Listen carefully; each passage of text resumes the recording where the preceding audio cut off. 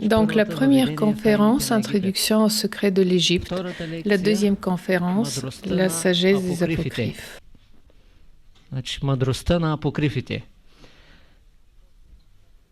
Ensuite, une courte idée de réflexion, langues anciennes et modernes. Et enfin, quelques notions, la troisième conférence, plus courte, Lava Torot.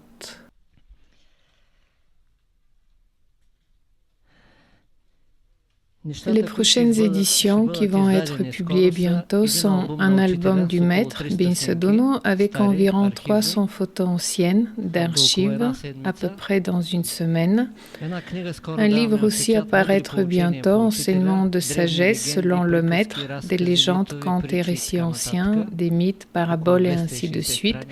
Environ 260 pages, le premier tome, et Lava Torot, nous l'avons récemment terminé jusqu'à la fin du mois. J'espère qu'il va aussi entrer chez l'imprimeur. À l'intérieur, il y a plein de références d'un nouveau livre, le livre des phrases cachées, duquel je présente ici très peu de choses, mais là-bas, tout y est. Donc, je commence avec la première conférence, Introduction au secret de l'Égypte. Avant cela, je vais mentionner en passant que le monde ne connaît pas les secrets de l'Égypte. Beaucoup de livres sont parus, mais le monde ne connaît pas. Donc, environ à peu près 3-4%, il devine, mais il ne connaît pas.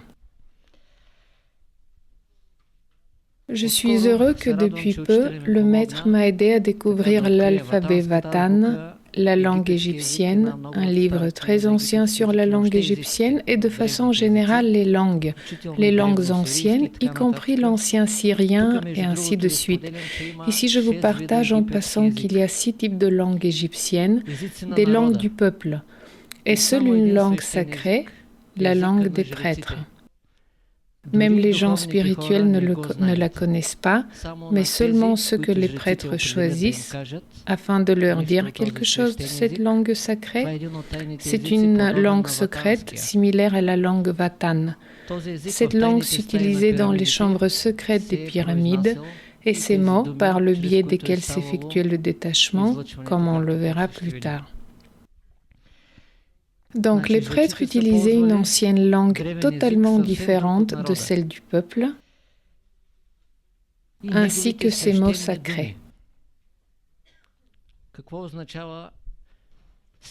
Que signifie mot sacré en langue ancienne? Cela signifie des clés pour des mondes intérieurs et non pas seulement des mots, car selon le maître, les mots sont des esprits. La question est si tu possèdes la clé afin de pouvoir engager le pouvoir donné. Le mot dans son fond est esprit et non pas quelque chose de littéral ou une force astrale, mais c'est de l'esprit pur. Hermès dit: l'homme craint le temps. Le temps craint les pyramides, donc l'homme craint le temps craint les pyramides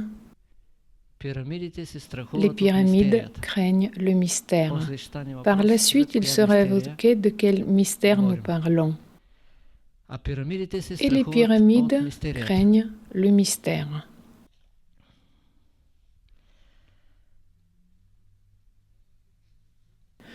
Il est connu que les mots sacrés ouvrent les portes de l'univers intérieur. Il y a 3 types d'univers selon le maître: extérieur, spirituel et divin. Les mots sacrés ouvrent les portes de l'univers intérieur.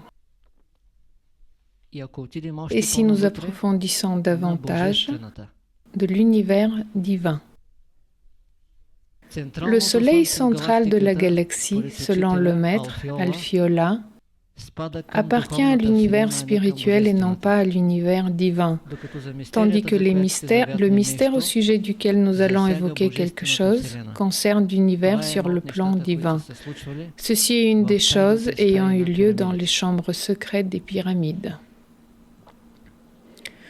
Donc, un des grands secrets des pyramides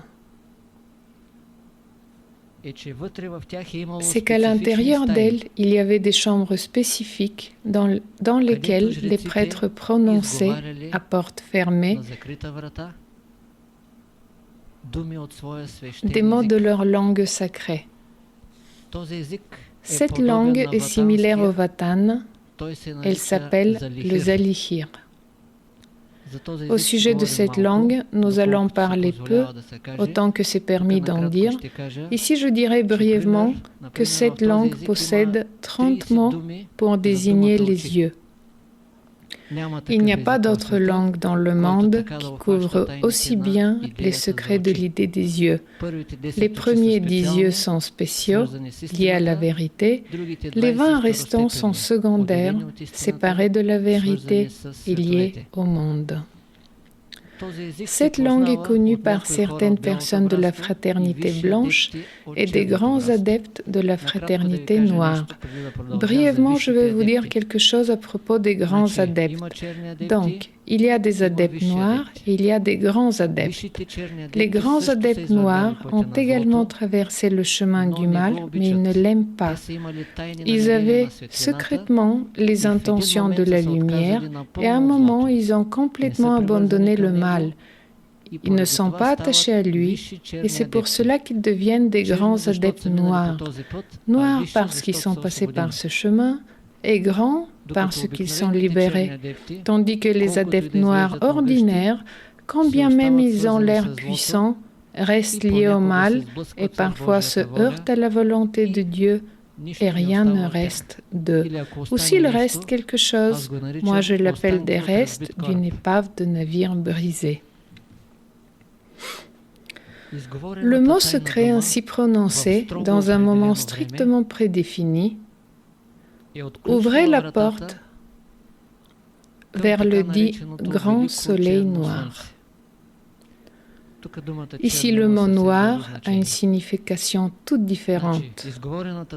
Donc, le mot secret prononcé dans un moment strictement défini, ouvrez la porte vers le grand soleil noir. Ce soleil est le père des soleils. Et il ne s'agit pas d'Alfiola.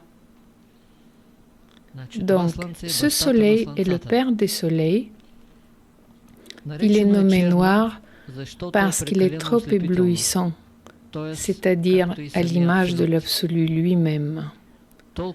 Une lumière si éblouissante qu'elle est perçue comme de l'obscurité.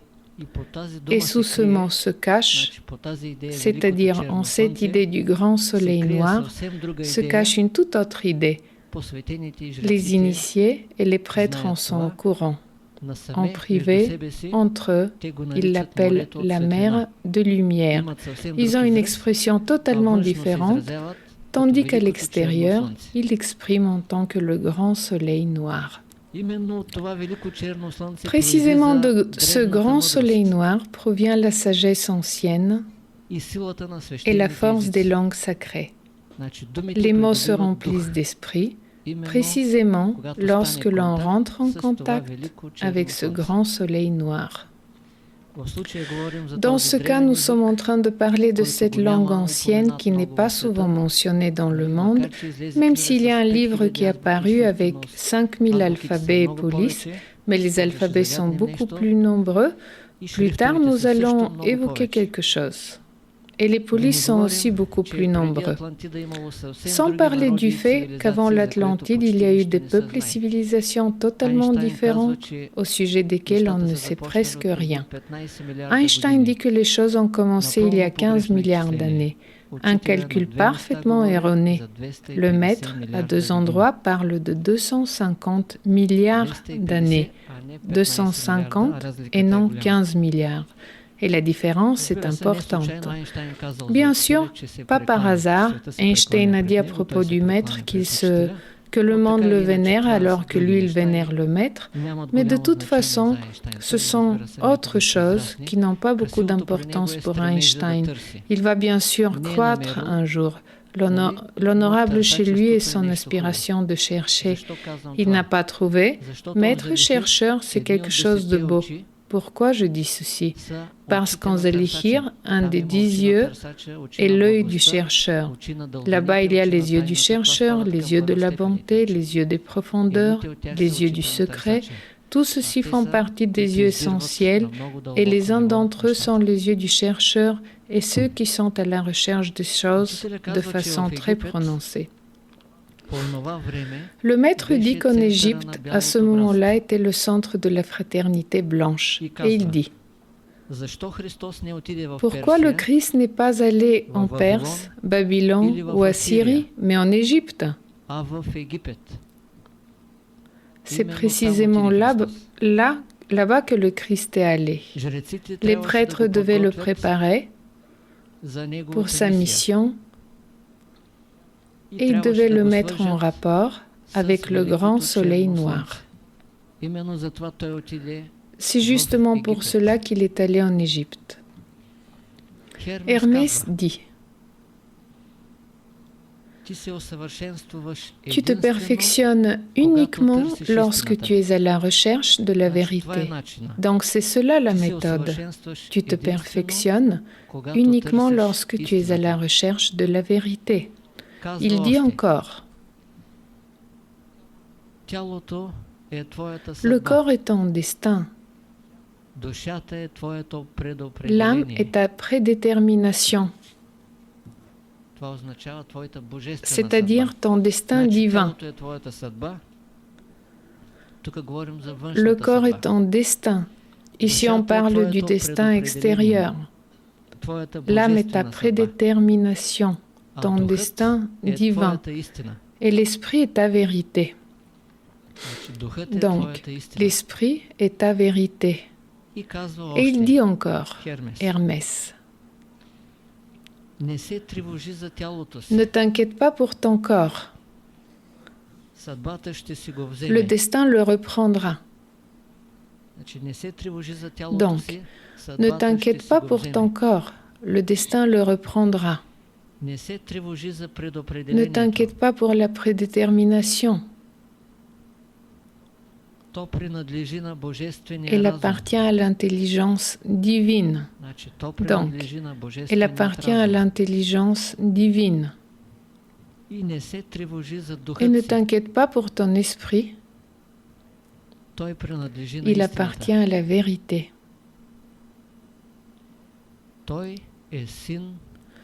Il est le fils de la vérité. L'esprit de l'être humain est fils de la vérité. Et donc, le mystère, c'est le soleil noir lui-même, la mer de lumière, la mer de lumière.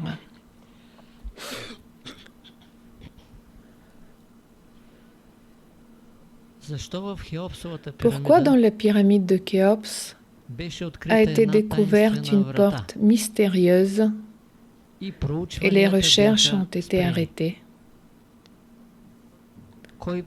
Qui a ordonné l'interdiction? Beaucoup de scientifiques soudainement ont appris que ça a été interdit là-bas et l'ordre est tombé que cette porte ne doit pas s'ouvrir. D'ailleurs, dans cette porte, il y a des canaux à l'intérieur, dans les cloisons. Lorsque les scientifiques les étudient avec des technologies, ils découvrent que ces canaux ne vont nulle part. Mais ici, il y a quelque chose d'autre. À une époque de l'année strictement déterminée, à une heure strictement déterminée, lorsque les prêtres sont au courant et entrent, par ces canaux s'écoulent les énergies en provenance d'Orion et de Sirius. De Sirius et Orion. Là-bas vivent Osiris et Isis, de grandes essences, de grands êtres, des êtres du néant, de la non-existence. Ils envoient leurs messages et leur sagesse secrète par ces canaux qui sont symboliques, mais intérieurement ils sont spirituels. Et les prêtres recueillent par cette voie symbolique la sagesse concrète, mais ils savent quelle est l'heure et la langue sacrée.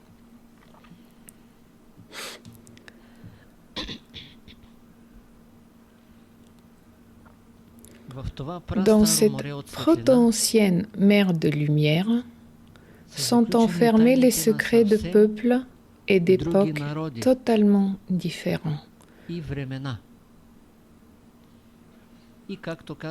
Et comme je l'ai mentionné, bien avant l'Atlantide, selon le maître, il y a eu 4 grands déluges similaires avant l'Atlantide qui ont frappé des êtres totalement différents. 4 grands déluges. Et comme je vous ai dit, le maître dit que l'humanité contemporaine existe depuis 250 milliards d'années. 2 fois le maître a utilisé ce chiffre, 250 milliards d'années. L'humanité contemporaine existe depuis 250 milliards d'années. La pyramide. Ensuite, nous allons nous arrêter aussi au mot, car ce n'est pas un mot réel. Il a une origine grecque qui, à la traduction, n'a presque plus de sens, tandis que le sens égyptien est totalement différent.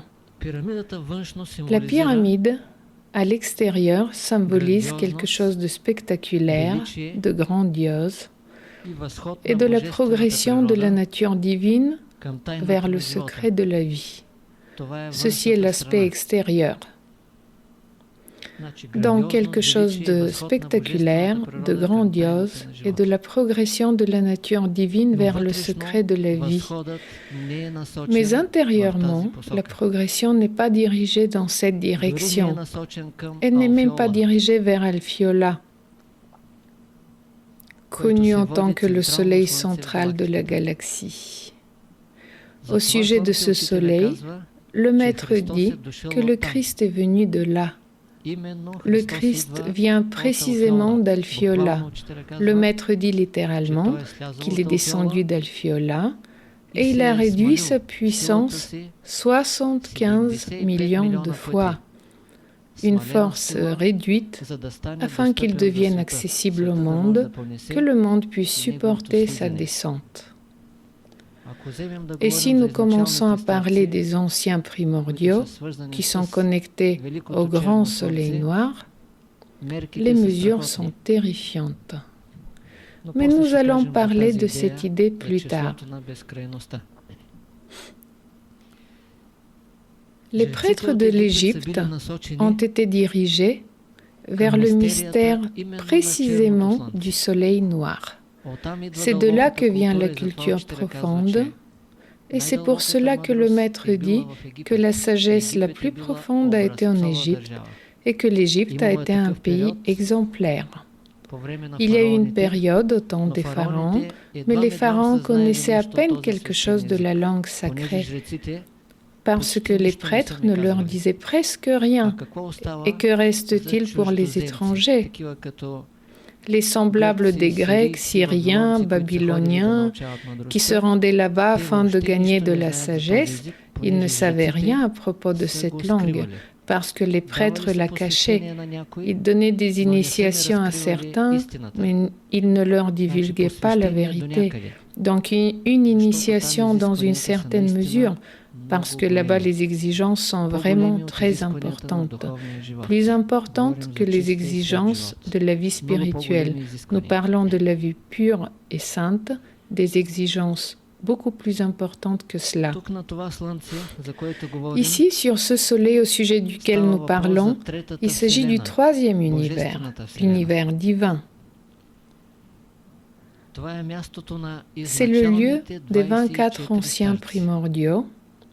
Dans cette relation, je veux vous dire qu'il y a 3 types de 24 hommes anciens. Les anciens primordiaux qui appartiennent à l'univers divin, d'autres qui appartiennent à l'univers spirituel, 24, et 24 à l'extérieur, l'univers physique, qui ont acquis de la sagesse essentiellement de lui. Ces anciens s'entremêlent et s'aident mutuellement, mais il y a encore d'autres au sujet desquels il est très difficile de parler. Ils s'appellent les indépendants. Par la suite, ce nombre va changer. Ils vont devenir 40, comme nous allons voir plus tard. Le nombre de l'obscurité lumineuse. Le mot 40, en langue des initiés, signifie le nom de l'obscurité lumineuse. Pour les prêtres, les mots sacrés avaient un pouvoir divin. C'est pour cela que la responsabilité est grande. Donc, les mots sacrés avaient un pouvoir divin.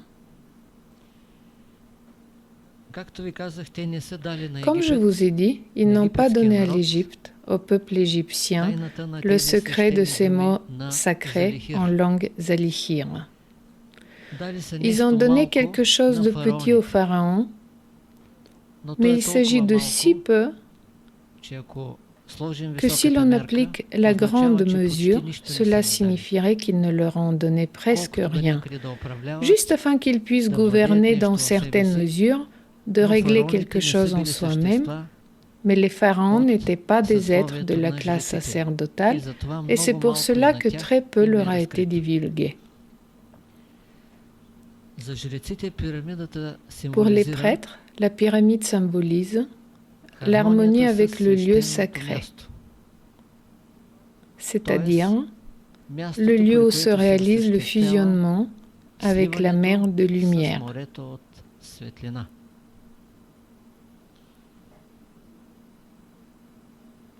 Pour les Égyptiens ordinaires, les pyramides sont les témoins de l'éternité. Mais en réalité, ceci est le chemin vers le troisième univers.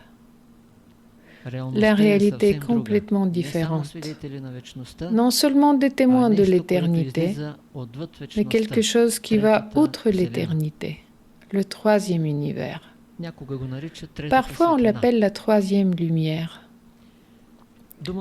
Le mot pyramide n'est pas égyptien. Il signifie, en langue grecque, beaucoup de généralités.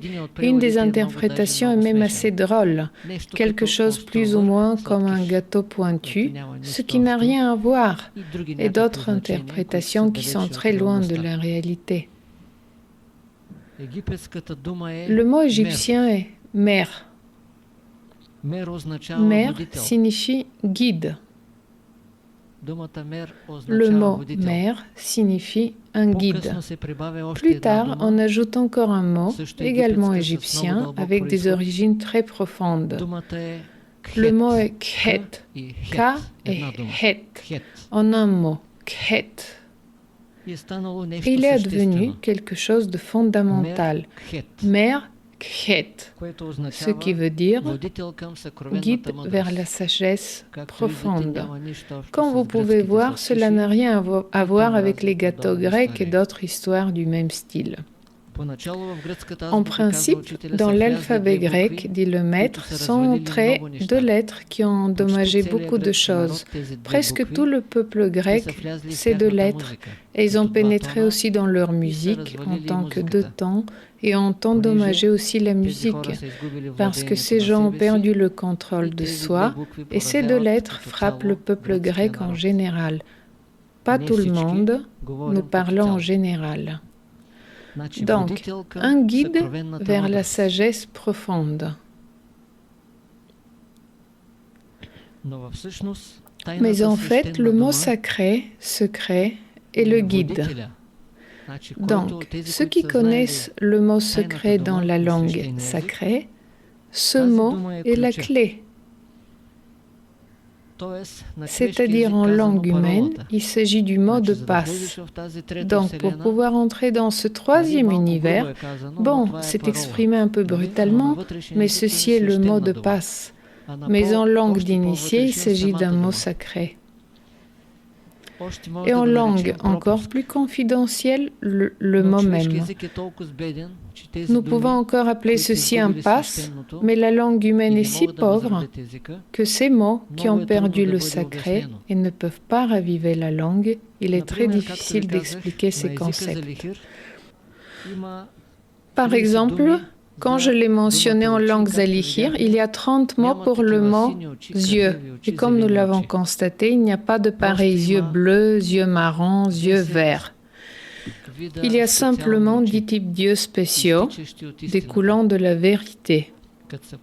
À commencer par Avor Hara, les yeux du chercheur. Avor Hara signifie les yeux du chercheur. Et en remontant jusqu'à la 10e paire d'yeux, les yeux spéciaux. Par la suite, nous pourrons parler plus à ce sujet. Et les 20 yeux restants sont secondaires, les yeux des illusions, les yeux du mensonge et ainsi de suite, ceux qui se sont séparés de la vérité. Il y a des yeux du brouillard. Il s'agit de concepts très spécifiques et chaque concept signifie quelque chose de très spécifique. Et donc, Merkhet veut dire aussi la grande demeure de sagesse. Donc, la pyramide, même que ce soit sur un plan extérieur, rappelle une grande demeure de sagesse qui en réalité se trouve dans le 3e univers, l'univers divin. Donc, la grande demeure de sagesse, de la sagesse sacrée. Bien sûr, la prochaine fois, nous allons continuer sur l'Égypte et davantage sur Hermès. Мъдростта на апокрифите.